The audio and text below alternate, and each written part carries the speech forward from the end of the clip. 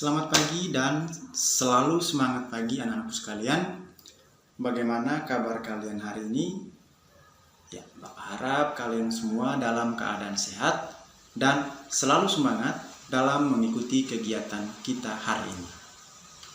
Tidak bosan-bosan Bapak sampaikan kepada kalian semua untuk selalu menjaga kebersihan dan juga kesehatan di masa pandemi ini. Nah, bagaimana caranya? Nah, yang pertama, cuci tangan menggunakan sabun di air yang mengalir. Yang kedua, selalu menggunakan masker. Dan yang ketiga, jaga jarak. Jadi Bapak harap ini menjadi kebiasaan rutin kita setiap hari dalam melawan penyebaran virus corona.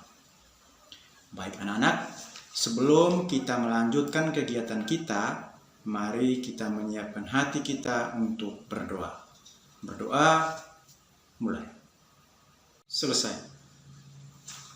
Anak-anak masih ingat tepuk PPK?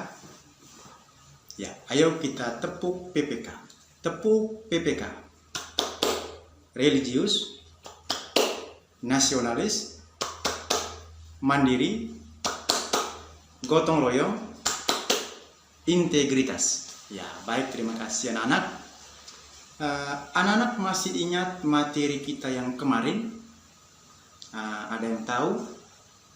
Sudah sampai di mana? Ya, betul sekali. Materi kita kemarin sudah sampai pada pembelajaran yang kelima. Jadi hari ini kita lanjutkan ke pembelajaran kita yang keenam. Masih tetap di tema yang sama, tema ekosistem. Subtema yang pertama, komponen ekosistem. Jadi anak-anak pasti penasaran kira-kira hari ini kita akan belajar tentang apa? Oke, baik, Bapak akan membacakan tujuan pembelajaran yang akan dicapai pada hari ini. Yang pertama, setelah membaca teks PowerPoint, siswa dapat merangkum informasi penting yang ada pada bacaan dalam bentuk peta pikiran dengan benar. Yang kedua, setelah mengamati video, siswa mampu menganalisis usaha mempersatukan NKRI dengan tepat. Yang ketiga, dengan menggunakan musik instrumen sederhana, siswa dapat membuat rekaman lagu bertangga nada minor yang dinyanyikan sendiri secara tepat dan percaya diri. Ya, itu tadi tujuan pembelajarannya. Anak-anak pasti sudah tahu kira-kira materi apa yang akan kita bahas pada hari ini. Jadi ada 3 materi yang akan kita bahas pada hari ini. Yang pertama, pokok pikiran dalam teks. Yang kedua, usaha dalam mempersatukan NKRI. Dan yang ketiga, tangga nada minor. Jadi ada 3 materi yang akan kita bahas pada hari ini.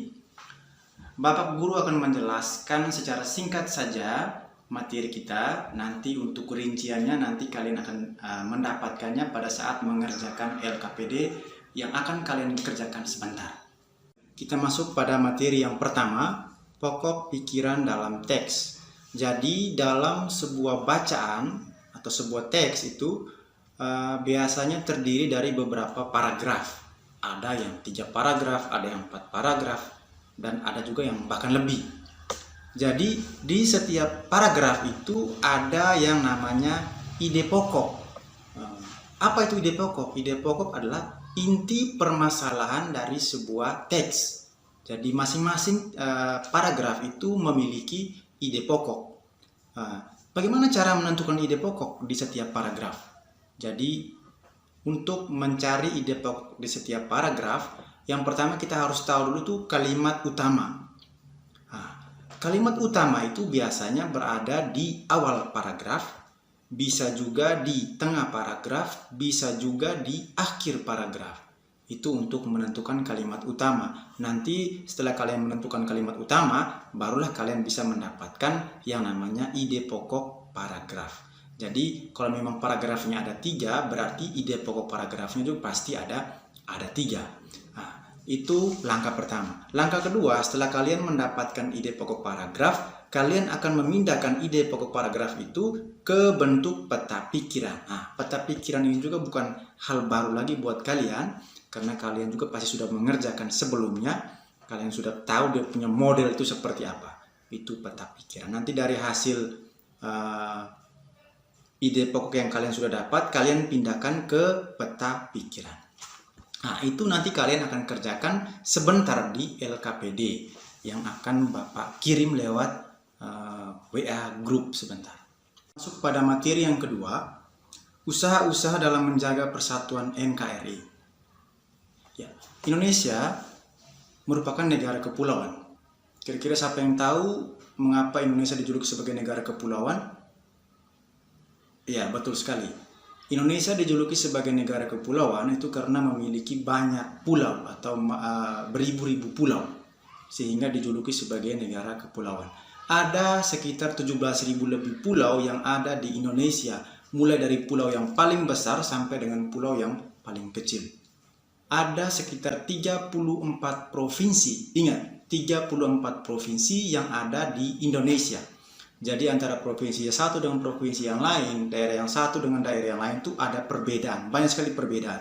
Bahasa berbeda, agama berbeda, suku budaya berbeda, dan masih banyak lain yang berbeda. Jadi, jika ini tidak bisa dijaga dengan baik, bisa mengakibatkan perpecahan. Dan ini bisa membuat sebuah negara ini hancur kalau kita tidak bisa menjaganya dengan baik. Kira-kira bagaimana, apa yang akan kita buat supaya kita ini bisa menjaga persatuan dan kesatuan negara kesatuan Republik Indonesia ini. Kira-kira apa yang harus kita lakukan? Usaha apa yang harus kita buat? Nah, itu menjadi tugas kalian nanti pada saat mengerjakan LKPD nanti sebentar. Kita masuk pada materi yang ketiga tentang tangga nada minor. Kemarin kita sudah bahas tentang tangga nada mayor, hari ini kita akan masuk pada tangga nada minor. Yang pertama kita lihat ciri-ciri tangga nada minor. Ciri-ciri yang pertama bersifat sedih. Yang kedua kurang bersemangat. Yang ketiga temponya lambat. Yang keempat diawali dan diakhiri dengan nada la sama dengan a. Dan nada-nadanya berjarak 1,5, 1, 1,5, 1, 1. Jadi itu ciri-ciri lagu bertangga nada minor. Sekarang, kira-kira lagu-lagu apa saja yang termasuk tangga nada minor? Yang pertama, lagu mengheningkan cipta. Ini kalian sudah tahu semua lagu-lagunya. Yang kedua, himne guru. Yang ketiga, gugur bunga. Yang keempat, lagu suku. Dan masih banyak lagu-lagu bertangga nada minor yang lain yang bisa kalian dapatkan sendiri. Sekarang, kalian mengerjakan LKPD yang sudah Bapak kirim ke grup WA kita. Kalian kerjakan, nanti minta bantuan orang tua untuk mendampingi dalam mengerjakan tugas tersebut. Kalau memang masih mengalami kesulitan juga, bisa menghubungi Pak Guru lewat pesan suara ataupun pesan teks pada WA grup kita. Nanti hasil pekerjaanmu itu difoto, kemudian kirim kembali ke WA grup kelas kita untuk Pak Guru lihat dan periksa. Itu saja, selamat bekerja. Oke, hasil pekerjaan kalian tadi Pak Guru sudah periksa, sudah melihat, dan hasilnya sangat memuaskan.